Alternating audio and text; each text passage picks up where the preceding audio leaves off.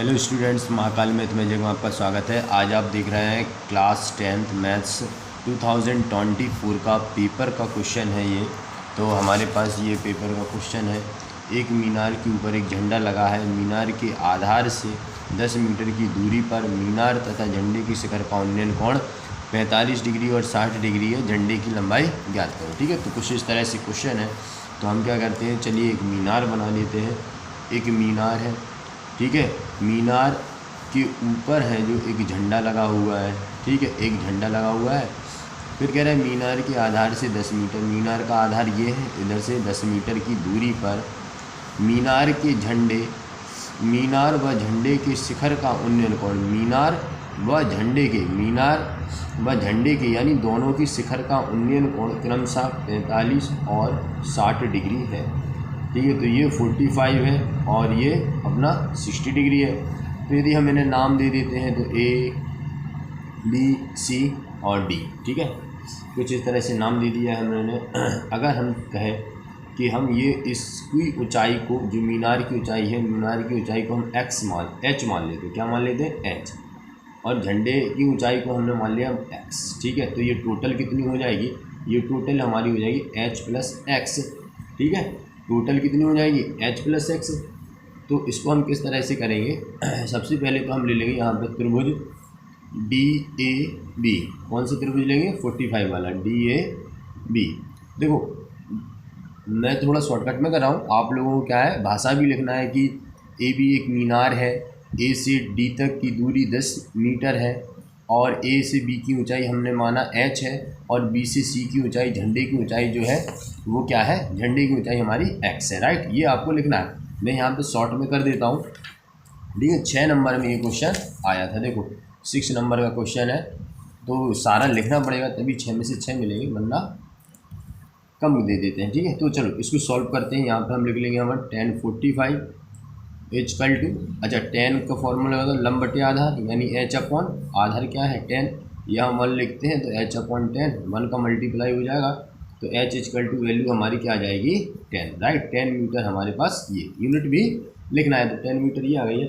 ठीक है, H की वैल्यू आई है ये, तो हमें तो झंडे की निकालना है, तो हम क्या लेंगे? त्रिभुज DAC में। राइट, यहाँ पे हम क्या करेंगे? DAC में हम क्या कर देंगे? 10 60 डिग्री इजकल टू, वो पूरा ले लेंगे अपन H प्लस X, ये पूरी है हमारी, अपॉन 10 मीटर। तो इसकी वैल्यू होती है 10 60 की √3 H प्लस X अपॉन 10। इसका मल्टीप्लाई हो जाएगा 10√3 इजकल टू H की वैल्यू है जो 10 है प्लस X, तो X इजकल टू ये 10 इस साइड आ जाएंगे तो 10√3 माइनस 10। राइट, देखो तो X इजकल टू हमारे पास आ जाएगा 10 कॉमन मिल जाएगा, √3 माइनस 1।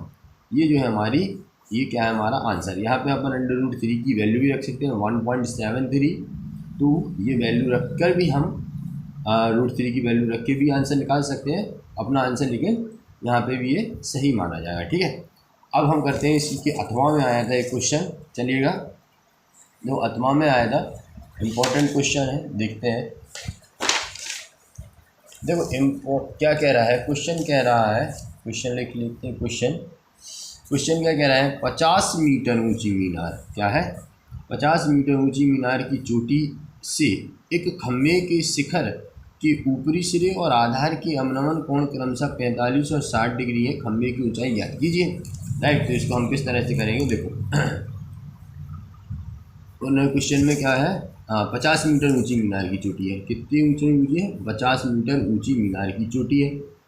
अच्छा, मीनार के सामने हमारे एक खम्भा लगा हुआ है, खम्भा है, खम्भे के शिखर, क्या कह रहा है वो? खम्भे के शिखर तथा उसके पाद से अवनमन कोण जो है, अवनमन कोण जो है हमारे इस तरह से बनते हैं, ऊपर बनते हैं। अवनमन 45 डिग्री है और ये कितना है? 60 डिग्री।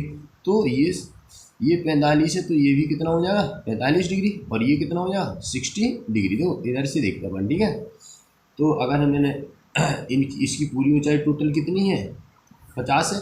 वो कह रहे हैं खम्भे की ऊंचाई बताओ। ये हमने मान लिया X, ये हमने खम्भा दे दिया AB और CD हमने मीनार की ऊंचाई दे दी है। ठीक है, इसको X मानेंगे तो ये भी हमारा क्या हो जाएगा? X। अच्छा, ये X हो जाएगा तो ये कितना बचेगा अपना? ये बचेगा 50 माइनस X, यही बचेगा।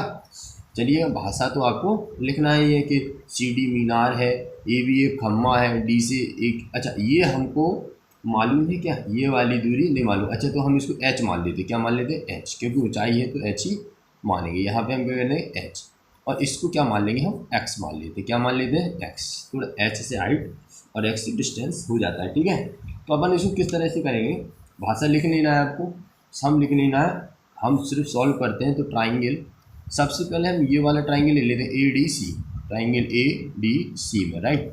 तो यहाँ पे हम लगाएंगे tan 60 इक्वल टू, यहाँ टोटल है 50 अपॉन एक्स, क्या है 50, और इसकी वैल्यू होती है √3, यहाँ 50, यहाँ एक्स इक्वल टू यहाँ 50 अपॉन √3, मल्टीप्लाई करने में √3 अपॉन √3, यहाँ हो जाएगा 50 √3 अपॉन 3, राइट। ये हमारी एक्स की वैल्यू आ गई 50 √3 अपॉन 3। फिर हम लगाएंगे ट्राइंगल सी बी, अच्छा इसको भी एक नाम दे देते हैं, रह गया ई, ठीक है, सी बी ई में, ट्राइंगल सी बी ई में दे देते हैं। तो यहाँ पे हम लगाएंगे क्या tan 45, अच्छा एक्स की वैल्यू भी आ गई tan 45 इक्वल टू क्या हो जाएगा हमारा 50 माइनस एच लिया था हमने, 50 माइनस एच अपॉन क्या है, अच्छा एक्स की जो वैल्यू आई थी हम वैल्यू रख देते, पहले एक्स लिख लूँ फिर रख देंगे अपन 1 equal to 50 minus h upon x, यहाँ पे एक्स इक्वल टू क्या हो जाएगा 50 माइनस एच।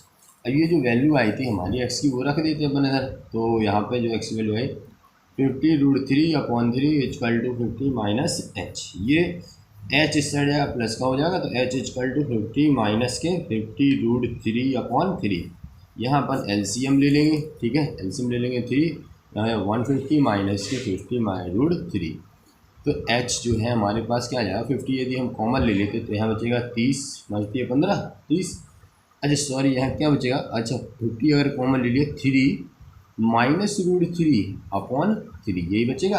अब इसकी जो वैल्यू है 1.72, ठीक है, तो 50 और 3 माइनस 1.732 हम माइनस करेंगे, तो देखो 3 में से हम क्या कर देंगे 1.732 माइनस यदि करते हैं तो यहाँ बचेगा 846, और 82.3 में से 2 जाएगा तो 1, यहाँ कुछ इस तरह जो 50 1.268 अपॉन 3, इधर 3 है इधर 3 है, तो इसका इधर मल्टीप्लाई कर दें हम 50 का तो 55 40, और यहाँ पे एक जीरो है 55 40 5 का 30, 30 4 34, 5 दूनी 10 10 3 13 5 1 5 8, सही है, 55 40 5 का 30 4 34, 5 दूनी 10 3 13 5 1 5 6 7 8, ठीक है। पॉइंट हम 1 2 3 1 2 3, अच्छा यहाँ पे एक जीरो और बढ़ जाएगा तो 1 2 3 यहाँ पॉइंट आ जाएगा, इसके डिवाइड कर देंगे हम,